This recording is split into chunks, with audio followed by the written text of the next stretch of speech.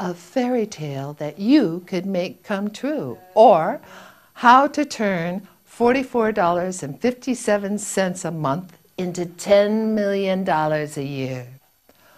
Once upon a time, long, long ago, in a beautiful place called the land of Lincoln. Oh, it was there with the glorious blue sea, the rocky headlands, the sandy beaches.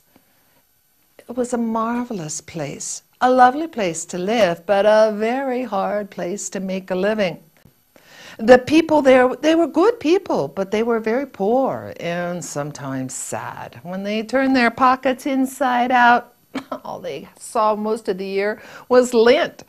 And the yearly household incomes averaged less than $33,000 a year, well below those that lived in the neighboring land of Or, or the great kingdom of the eagle. But every year when the spring came, the sun would come out, the flowers would bloom, birds would begin to sing, and people throughout the kingdom, they would come to visit the land of Lincoln, and they would leave their dollars behind.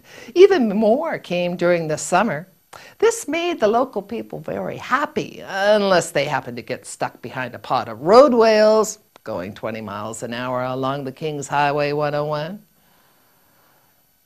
But alas, in time, summer would end, and the leaves would begin to fall, the clouds would fill the sky, and the visitors would leave the beautiful land of Lincoln. For a while, many of the local people were happy because of the dollars that were left behind. Some would spend them right away. Others would spend them slowly, but eventually all of the dollars would be gone, and the people would once again be sad. Many of the people spent their dollars in a new invisible land called cyberspace. Others spent their money through colorful paper devices called catalogs, filled with pictures of beautiful people and wondrous things. Some people spent their dollars through a giant screen that seemed to mesmerize them. And this big screen called television had lots of channels for shopping and some entertaining, yet mostly annoying, non-stop yammering commercials called infomercials. Others, eager to get away, simply got in their coaches and traveled across the border from the land of Lincoln to spend their dollars elsewhere. And a source no one even thought about, a small, tiny gadget called plastic, silently took money out of the land every time it was used. And it was used to purchase almost everything by almost everyone. The end result was always the same. Many of the newly arrived dollars left the land as soon as they arrived.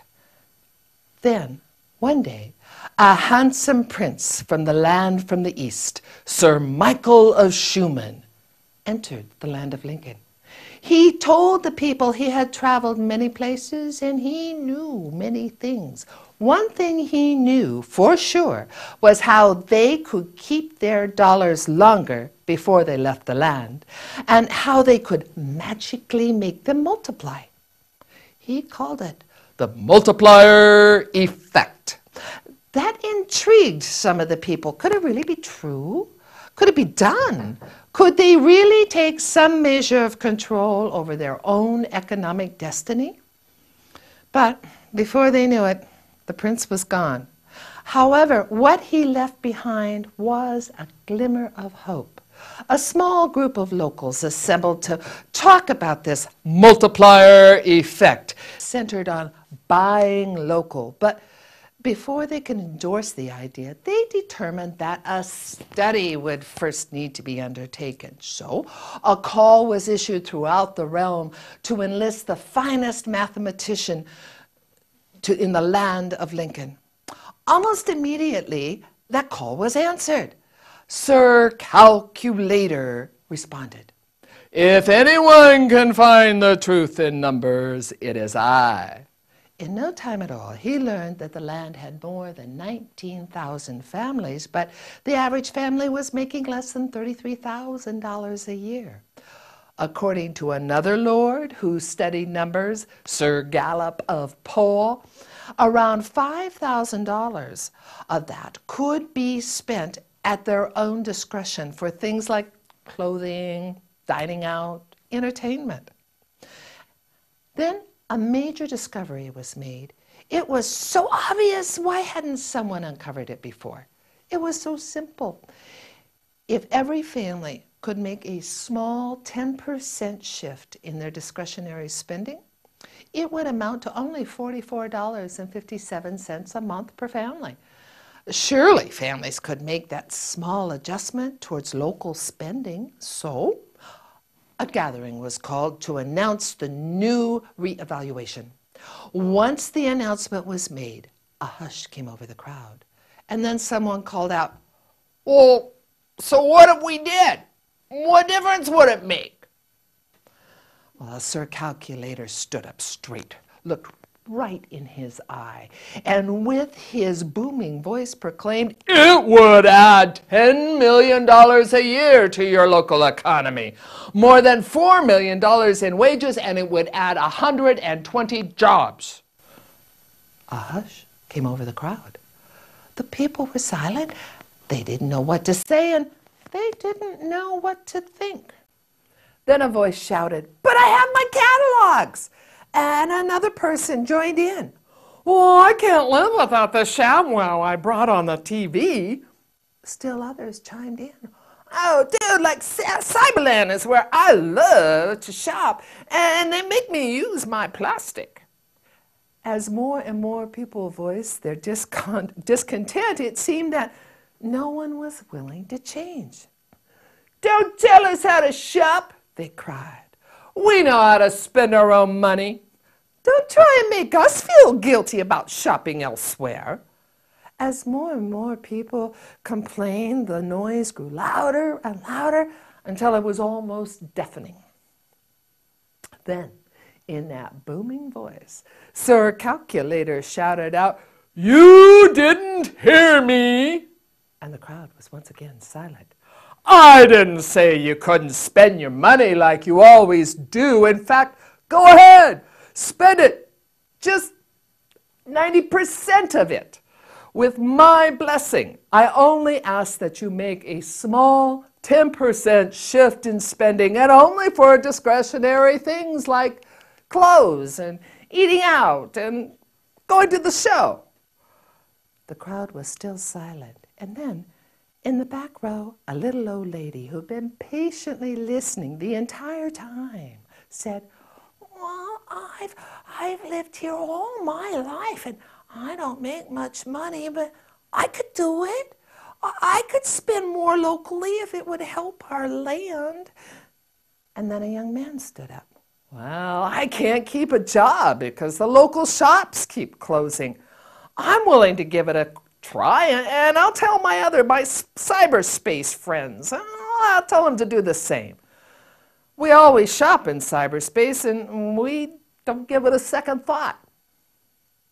And then, surprisingly, in the front row, Lady Gotrock stood up, and she said, "Well, what's all the fuss about? I have plenty of money, spending a mere $44.57 a month locally.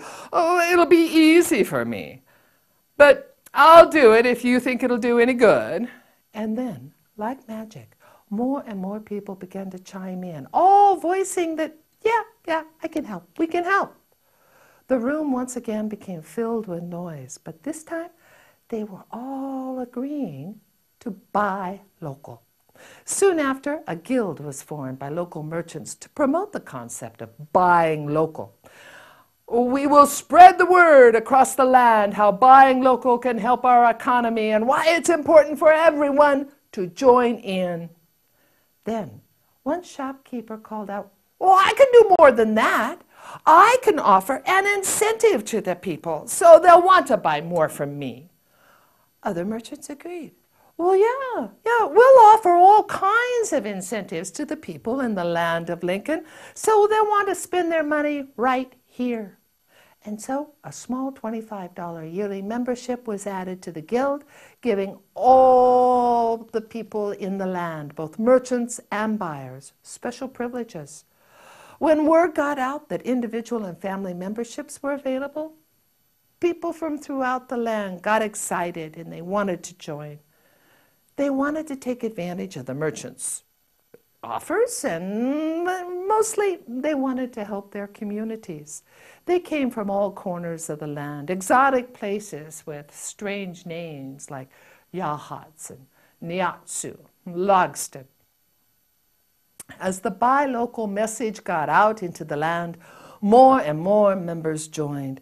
In a few short years, more than 19,000 families had united, and they had all of them made that slight 10% shift in spending, buying local merchandise. And it was easy because of the bargains that the merchants gave back. In the end, more than $10 million stayed in the local economy, resulting in $4 million in additional wages, culminating in 120 retained jobs every single year. The people were happy to know that they could take some measure of control over their own economic destiny. No longer were their pockets almost always empty, and as all good fairy tales do, they lived happily ever after. But the story doesn't end there. To find out how they turned their $10 million into more than $24 million, you could visit the Buy Local homepage. They'll show you there how it happened. Buy Local.